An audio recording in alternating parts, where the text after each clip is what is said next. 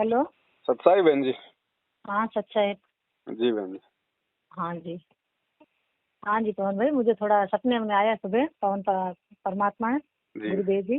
जी जी। तो वो बता रहे थे कि शंका समाधान की जो पुस्तक है ना, मैं पहले थोड़ी उलझन में थी कि आपसे मंगवाऊं या फिर सात संगति में जाके लूं।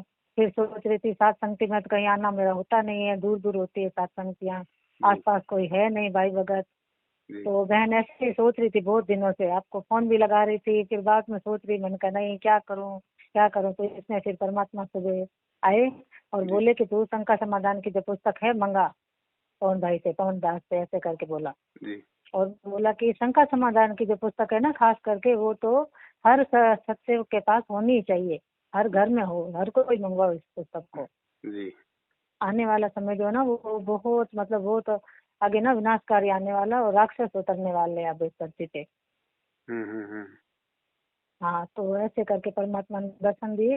तो मतलब हर घर में है ना वो भूत प्रेत तो थे घर में, पर भूत प्रेत जैसे अपने बताते हैं ना शॉर्ट वीडियो में या फोन में, वैसे भूत प्रेत नहीं थे। वो है ना राक्षस टाइप ही थे, काले कपड़े खूब पहने हुए और हरे गहरे कलर के कपड़े पहने हुए, ऐसे राक्षसों के जैसे थे। तो वे ना जगत वालों के घर में ज्यादा जा रहे थे, अपने सत्सेवकों के घर में नहीं थे।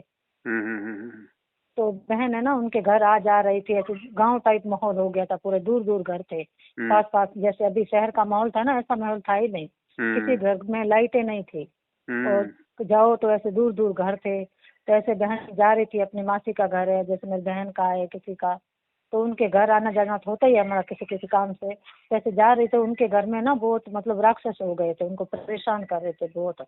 और मैं जा रही थी तो मेरे पास कोई आ ही नहीं रहा था, मतलब बहुत दूरी पर थे वो। तो वो मुझे बोल रहे थे कि बहन तेरे पास क्यों नहीं कोई आ रहा है, कोई नैना करके बोल रहा था, मेरे नाम से पुकार रहा था कि तुझे ये क्यों नहीं छेड़ रहा है, हमें तो बहुत परेशान कर रहे हैं। तो मैंने कहा भाई परमात्मा है मेरे साथ, परमात्मा की भक्ति की है तो ये आ कैसे सकते हैं पास।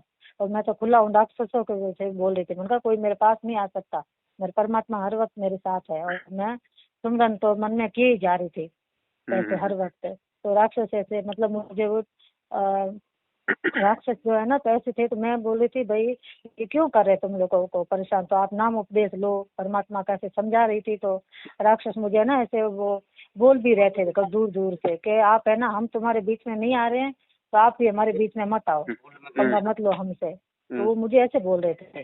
और सब थे मेरे से दूर, मतलब कोई मेरे पास नहीं आ रहा था ऐसे करके। और पर बहन तो मतलब हर टाइम सुमरन कर ही रही थी ऐसे ही। तो एक बार एक मुझे थोड़ी बात समझ नहीं आई भाई, मेरे जो चाचा जी है ना उनकी जो बड़ी वाली बहू है ना, उनके मतलब बच्चा अभी है नहीं। अच्छा। हाँ तो मुझे है ना जब मैं मासी के घर गई ना तो वहाँ पे एक छोटा बच्चा हुआ मेरे भाभी के। तो वो बच्चा है ना बहुत मतलब वो चमत्कारी बच्चा था वो। तब गई तो मैं मासी के घर गई ना तो उनके घर राक्षस भी आए हुए हैं जहाँ बच्चा है। वो उसकी मतलब रक्षा के लिए है, पता नहीं क्या है, हर तक तो राक्षस है ही। और उनके घर खास है, दो उसके साथ है बच्चे के साथ में। तो मैं गई तो मैंने देखा तो मेरी मासी है ना वहाँ पे पलंग पे सो रही है। तो वहाँ से हटके मैं दुकान में गई तो दुकान में भी मासी सो रही है। तो मैंने कहा मासी ऐसे कैसे, तू कमरे में अभी थी तो दुकान में भी सो रही है। तो उधर जाऊँ तो बच्चा है ना वो मासी का रूप ही ले रही है और वापस बच्चा भी बन रहा है। तो मुझे वो थोड़ा समझ में नहीं आया, मैंने कहा ये है क्या। तो ऐसे करके मैं जैसे उस कमरे में गई ना तो वो बच्चा है ना उसको कमरे से हटके मेरे से ऐसे मतलब दूर जाके भागा मुझसे, मतलब वो मेरे पास नहीं आना चाह रहा था। कमरे से एकदम जोर से बचीड़ा खा के दूर गया। तो गेट थोड़ा सा गेट खुल रहा था तो वो है ना आत्मा पता नहीं किसी राजा की थी कौन भाई, उसने ना मुझे वो अपना चेहरा दिखाया फिर बाद में। उस बच्चे ने ऐसे आदमी जैसा चेहरा था, मतलब जैसे राजाओं के वो घुंघराले बाल होते थे ना उस टाइप के घुंघराले बाल, और यू टाइप का वो उनके निशान वो लगा होता था ना तिलक का, लिलाट पे जो लगाते थे वैसे यू टाइप का उनके लिलाट वो भी था लाल रंग का। और वो कानों में कुछ कुंडल पहने हुए थे, वैसे कोई आत्मा मुझे वो दिखी, उसने अपना चेहरा दिखाया। वो है ना बहुत उदास थी, मतलब वैसे जैसे दुखी हो ना वैसे उसने जन्म लिया है, वो दुखी टाइप से जन्म लिया है उसने। और वो कह रहा था कि हम तुम्हारे बीच में नहीं आए कि आप भी हमारे बीच में मत आओ, मुझे ऐसे बोल रहे थे। तो जैसे ही मैंने परमात्मा का सुमरन शुरू कर दिया और तो मैं ना बहुत डर भी लग रहा था और परमात्मा भी साथ था हर टाइम, वो भी एक दृढ़ता भी थी। तो मैंने जोर जोर से जयकारे लगाने लग दिए। मैंने उसको जैसे ही देखा ना सतगुरु रामपाल जी भगवान की जय हो जय हो। तो मेरे पास से भगत जी भी थोड़ा जाग गए कि क्या हो गया क्या। तो मैंने कहा कुछ नहीं, मैंने सुबह उठ के फिर परमात्मा का थोड़ा मंगलाचरण किया बैठ के सुबह सुबह ही, और फिर 4-5 मंत्र किए, फिर परमात्मा को जाके दंडवत प्रणाम किया। मुझे थोड़ा ऐसा सपना आया, पर भाई ये थोड़ा समझ में नहीं आया मुझे, ये क्या था। बस ये परमात्मा ने ये संकेत किया कि जो अनुपदेशी है वो चाहे अपना कितना प्रिय हो चाहे रिश्तेदार हो, उनसे अपने को बच के रहना पड़ेगा आध्यात्मिक मार्ग में अपने नियमों को लेके। जी जी।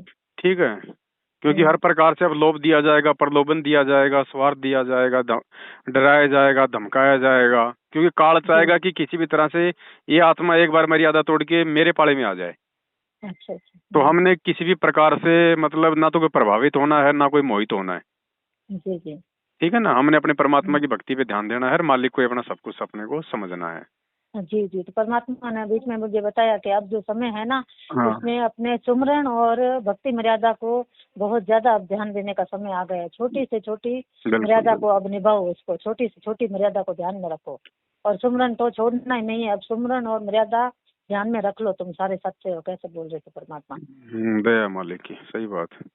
जी समय तो बहन जी आएगा ही खतरनाक, और राक्षस तो जैसे वैज्ञानिक भी कह चुके हैं ना कि भाई ऊपर से एलियन उतरेंगे। जी जी। तो वो एलियन कौन है? वो दुष्ट आत्माएं भेजेगा काल यहाँ पे दुनिया को परेशान करने के लिए, अकाल मौत मरवाने के लिए। हाँ हाँ। है ना, तो भाई बचेगा वही जो परमात्मा के भगत होंगे, जो सच्ची भक्ति करेंगे, नहीं तो तांडव तो मचेगा बहन जी। ऐसे थोड़े ना दुनिया कोई गुरु जी को परमात्मा मानने वाली है। हाँ जी बिल्कुल। सुबह पवन भाई मैं बोलूँ ना, घंटा पूरा मेरा है ना थोड़ा वो एकदम डर में और परमात्मा के विश्वास में निकला पूरा मेरा। बस तो अपने को तो अपनी भक्ति मर्यादाओं का ध्यान रखना। ये पुस्तक परमात्मा ने इसीलिए तो छपवाई है बहन जी। इसमें छोटी छोटी हर एक चीज को बिल्कुल पूरी मतलब विस्तार से समझाया गया है। और इस पुस्तक को पढ़ने के बाद भी अगर कोई मर्यादाओं में गफलत करेगा तो फिर परमात्मा फिर उसकी रक्षा नहीं कर पाएगा। जिन बातों का नहीं पता है भक्तों को, वो बातें भी परमात्मा ने इसमें लिखवा रखी हैं सारी। हाँ जी वही परमात्मा बता रहे थे कि पुस्तक मंगाओगे। पुस्तक बहुत जरूरी है। भली महाविनाश की जो पुस्तक है ना, वो घर में हो ना हो, लेकिन शंका समाधान की पुस्तक हर घर में होनी चाहिए सत्सेवक के। सही बात है। वो इसको पढ़ेंगे तो मर्यादाओं का मालूम पड़ेगा ना कि भाई हम कहाँ पे गलती कर रहे हैं, कहाँ पे गलती करेंगे तो क्या होगा। जी जी बिल्कुल, और डर के भी रहेंगे थोड़ा। हाँ, वो तो अरे खूब ऑर्डर हो रहे हैं परमात्मा के दया से भगत भाई, खूब खूब खूब मंगवा रहे हैं, और वैसे भी सात संगतियों में भेजी जा रही है जगह जगह। हाँ जी। तो बहन थोड़ा मतलब आसपास कोई है नहीं, सात संगति थी तो वो सोच रही थी, तो पवन भाई आप मुझे ऑनलाइन ही भेज दो, सात संगति जाना हुआ तो और मंगवा लूंगी। कोई दिक्कत नहीं, आप मुझे पूरा एड्रेस और पिन कोड नंबर और ये जो 8273849560 वाला नंबर है इसके ऊपर भेज दो, आप व्हाट्सएप कर दो। हाँ जी भाई। तो आप मुझे ना थोड़ी 5 शंका समाधान की पुस्तक भेज देना, क्योंकि पास कोई है नहीं। भेज दूंगा, तो कोई होगा तो उनको दे दूंगी। हाँ, और महाविनाश के आप मुझे 10 या कोई 15 भेजना, कोई और चाहिए तो मैं और मंगवा दूंगी। ठीक है ठीक है, भेज दूंगा आपको।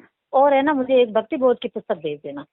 ठीक है, आपको जो चाहिए ना, कितनी चाहिए उसमें आप लिख के भेजना, ऐसे ध्यान नहीं रहेगा।